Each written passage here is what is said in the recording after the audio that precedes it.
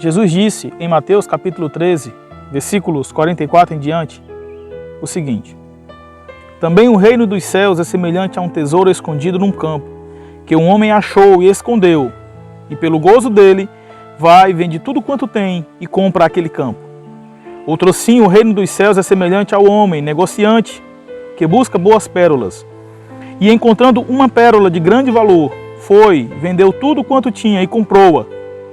Amados irmãos, os textos que acabamos de ler aqui, esses 3 versículos, se referem à revelação do reino de Deus para o homem.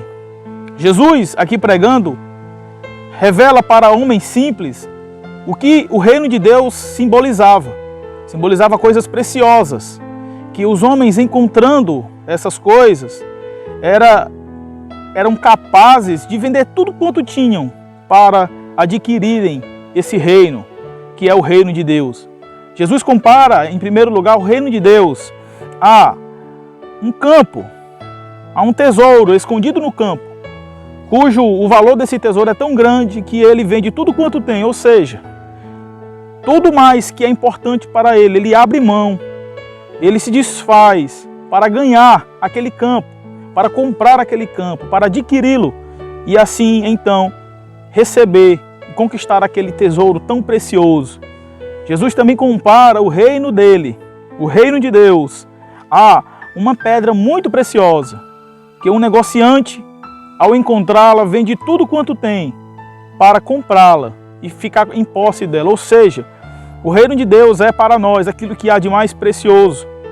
E tudo isso que nos rodeia, nossa vida, tudo mais que nós consideramos por valioso, nós deixamos de lado, nos desfazemos para conquistar o reino de Deus.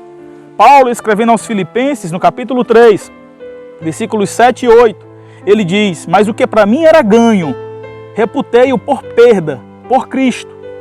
E na verdade tenho também por perda todas as coisas, pela excelência do conhecimento de Jesus Cristo, meu Senhor, pelo qual sofri a perda de todas estas coisas e considero como escória para que possa ganhar a Cristo. Paulo era, entre os judeus, fariseus, um homem muito respeitado.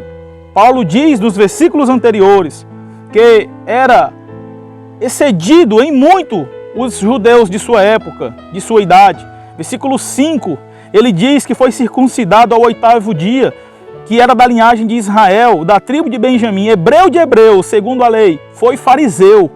E ele diz que era muito zeloso, perseguidor da igreja, segundo a justiça que há na lei, irrepreensível. Paulo diz, inclusive, que era um homem muito respeitado dentre os seus. Veja que ele diz aqui no versículo 6, segundo o zelo perseguidor da igreja, segundo a justiça que há na lei, irrepreensível. Paulo era entre os seus alguém irrepreensível, indigno de repreensão, pois era muito respeitado e fiel àquilo que ele se propôs a fazer.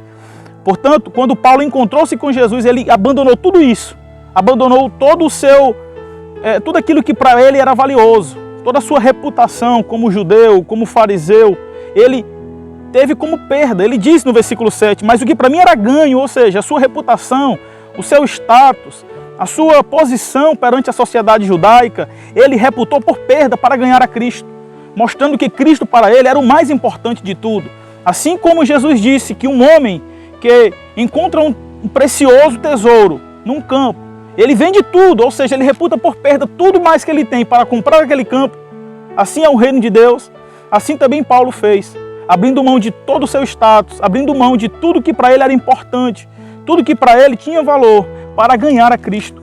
Paulo chega a ir mais além no versículo seguinte, dizendo que tudo mais que ele tinha, ele considerou como escória. Tem traduções que diz que é como esterco para ganhar a Cristo. Se você, amado ouvinte, quer seguir a Jesus Cristo, você tem que abandonar tudo mais. Jesus tem que ser o principal na sua vida. Jesus tem que ser aquilo de mais importante, mais valioso que você tem.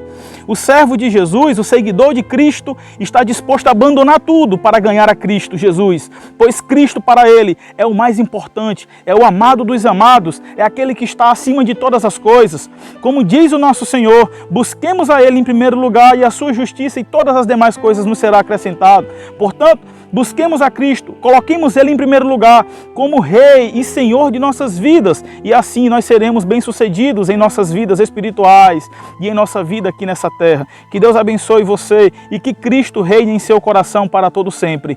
Amém e graças a Deus.